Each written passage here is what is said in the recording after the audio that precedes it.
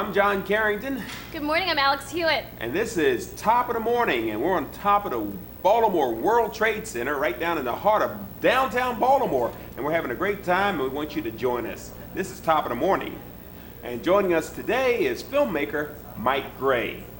Do you know that he actually met Anthony Hopkins? Ah, Spoke with him and interviewed Silence of the Lambs. Besides Hannibal Lecter. I'm losing my appetite. No. Very scary. We'll be right back. Do not touch the glass. Do not approach the glass. If he attempts to pass you anything, do not accept it. Who's the subject? The psychiatrist Hannibal Lecter. Hannibal the cannibal. What did you see, Clarice? What did you see? They were screaming. What does he do, this man you seek? He kills women. I'll help you catch him, Clarice. Go now!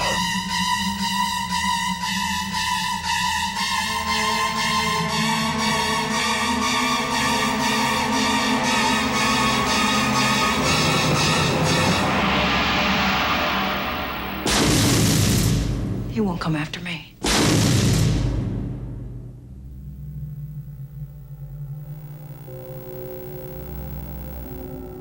Hello, this is John Carrington, and welcome to Top of the Morning, and Hi, I'm Alex Hewitt. Welcome.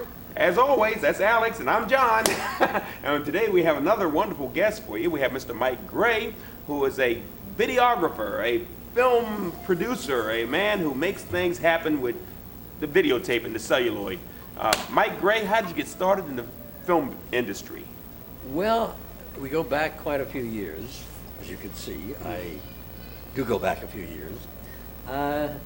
I was working as a newspaperman in New York. I was working as I got in a job as a television critic with a division of the Hearst newspapers. And I was a big horror movie fan. Oh, wow. And so I was asked, as part of my job, to interview the head of Columbia Pictures Television about a package of films they were about to release. It's called Shock Theater, and it included all of the horror movies made by both Columbia and Universal. Wow. So I went up to interview this fellow. His name was Ralph Cohn, and he gives me a list, and then, Frankenstein, Dracula, all of those films. I look at him, I say, "Where's the old dark house?" He looks at me. He said, "What old dark house?" I said, "The old dark house with Charles Lawton, Boris Karloff, Ernest Thesiger, Melvin Douglas. It's a horror movie, and it isn't. You supposedly have every Universal." I said to him, "Where's the old dark house?" He said, "What old dark house?" I told him it's a Universal horror picture directed by James Whale with Melvin Douglas, Boris Karloff, Charles Lawton. And immediately he hit his intercom and barked out. He was kind of a rough and ready guy. He said, "Where's the old dark house?" And his secretary said, "You want me to make a luncheon reservation?" "No," he said, "you fool, it's a movie. Why don't we have it?" Turned out that there was litigation with the screenwriter, and so the film could not be included in the package. But 2 weeks later, I get a phone call from the head of public relations at Columbia Pictures TV, and he says, "How much are you making working for Hearst Papers?" And I told him. He said, "We'll double it. You want to come to work for us?" Wow, what a break. And I found myself working for Columbia Pictures TV. I'll show you how far back. I promoted such wonderful characters as Huckleberry Hound, Oh, the best. Yogi Bear. I was Yogi Bear's original publicist. Things like that. And eventually, just to continue this, worked in television publicity for about 5 or 6 years. And I used to play poker. Oh. And one of my poker buddies is a guy named Gabe Sumner. Gabe was the head of marketing at United Artists Pictures. And he used to call me every Wednesday to find out where our poker game was. And he calls me on a Tuesday. He says, I said, "Wait, Gabe, you're ahead of yourself." He said, No, we have to have lunch today. It's crucial, it's urgent, it's an emergency. I said, "Oh, good Lord, what's happening? I hope Gabe and his wife haven't busted up or something." But we went to a restaurant And he sat there and said, how would you like to be head of publicity for United Artists Pictures? You're always in the right place at the right time with the right people. I said, why me? He said, you played your cards right.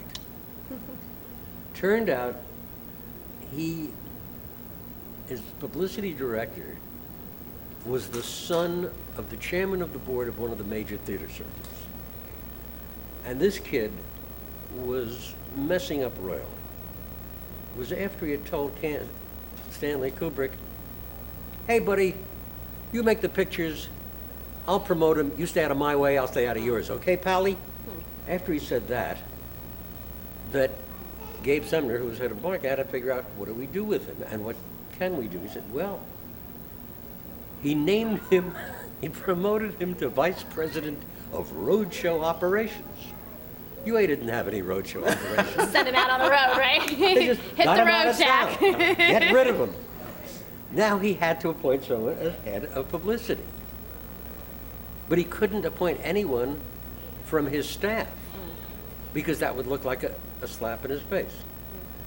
So I suddenly found myself as publicity director of United Artists Pictures with a staff of 45 people working for me, all of whom knew more about what I was doing than I did. Wow. As you look back over the years, is there anything that you would change in your path to where you are now? Not really. Yes, there is one thing I wish over the years I had learned to be more technically adept.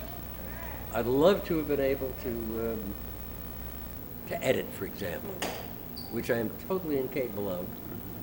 But I'm not very good at that kind of stuff. I'm not overly it took me years, for example, to go from a wood-burning typewriter into the computer age. So it's not my forte. But that's one thing I would change. Well, I tell you the one thing I wouldn't change. I tell you what, just hold that thought, what you wouldn't change, because we're going to take a break and we'll be right back with more of the film history of Mr. Michael Gray here. We'll be right back. Stay tuned.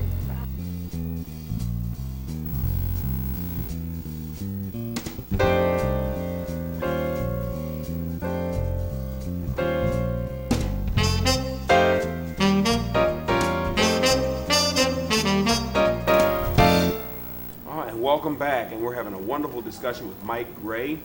Mike is a film producer, and he's done some work with various movies. You're about ready to tell us what you wouldn't change if you could go back and change something in the past. One thing I would never change was the day at United Artists, my boss walked in and said, you know, somebody, Saul Cooper was the guy's name, is moving over from being head of production marketing in Europe. Who would you suggest to replace him? And I said, me. And he sort of looked at me. And about 2 hours later, he came in. We were having a department heads meeting over dinner at a little restaurant called Vesuvius that night. He said, you can't come to dinner. I said, why not? He said, you're on the agenda. Oh. 3 weeks later, I was on a plane to London and Great spent the story. next 5 years living in London. Wow. And 5 incredible years. In London. The guy who played Hannibal Lecter in Silence of the Lambs, I think he has an English accent. That's, Yes. Anthony Hopkins. Anthony Hopkins, okay. You did some work with Silence of the Lambs. I produced the behind-the-scenes video coverage, you know, the making of the movie, you know, sort of thing you see on A&E and Right. E! Entertainment Sure, sure. and Channel 75. Yeah. In fact, I'll tell you a funny story. Well- To do that, I had to interview Jodie Foster and Anthony Hopkins and Jonathan Demme, who I've known for years. Director, yeah. Jonathan, in fact, worked for me at UA. How about that? Wow. But I'll tell you a funny Anthony Hopkins story. All right, I tell you, before you do that, I want to see some of Anthony Hopkins A scary Anthony in Hopkins, action here, yeah. and so that people have an idea of who you're talking about. Let's watch this.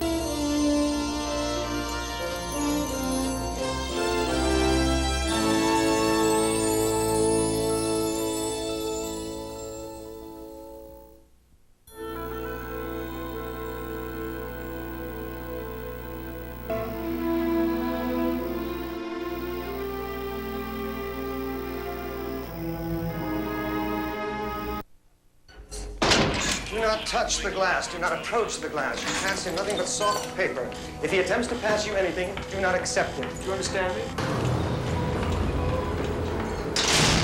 In the screen version of the best-selling thriller, The Silence of the Lambs, the search for an unknown killer creates a strange alliance through a wall of glass. Good morning. Dr. Lecter, my name is Clarice Starling. May I speak with you? I play a quiet, thoughtful kind of young FBI trainee who comes from a rural background. In order to find the serial killer she's pursuing, in order to find out how that mind works, she has to visit Dr. Hannibal Lecter. Lecter is locked in an institute for the criminally insane. His nickname is Hannibal the Cannibal because he eats people. Well, sort of. Well, he's written as a highly intelligent, intellectually brilliant sociopath. I don't know what the difference is between that and a psychopath, but he has the most penetrating mind. I'll help you catch him, Clarice. You know who he is, don't you? Tell me who decapitated your patient, Doctor. All good things to those who wait. The Silence of the Lambs marks a departure for filmmaker Jonathan Demme from such past hits as Melvin and Howard and Married to the Mob. For me, more than anything, Silence of the Lambs is a story about one person trying desperately hard to save the life of another person. The first time I spoke with Jodie, she talked about the idea of a character who identifies with the victim in a very passionate way. Given the degree of Clarice's desperation, Lecter really goes for the full court press inside her head. Oh, Agent Starling, you think you can dissect me with this blunt little tool? He feeds on pain, and that's his game. Somebody who loves pain but is behind bars and is not able to inflict it will get it anywhere he can. There's a moment in the movie where Hannibal says, You know what you look like to me with your good bag and your It's literally such a joyful experience. It was great every morning when we'd do a Lecter scene. Tony would come in and go, "Good morning, Jonathan. You know, you're really the one that's mad." Something in the man's face suggests tremendous decency and intelligence. It's what made him so great for the part of the doctor in The Elephant Man.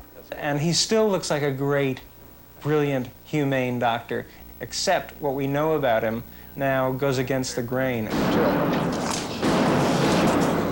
Shots fired on 5, repeat.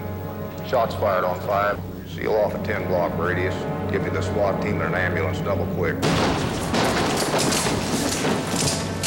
Oh, God. Those great malignant villains are the most interesting ones to play because they say all the things that we dare not say. Tell me, Mom, when your little girl is on the slab, where will it tickle you? Take this thing back to Baltimore. Circles where the girls were abducted, arrows where their bodies were found. Crawford is, quote-unquote, her boss. He is the head of the behavioral science unit of the FBI. I spent 4 days at Quantico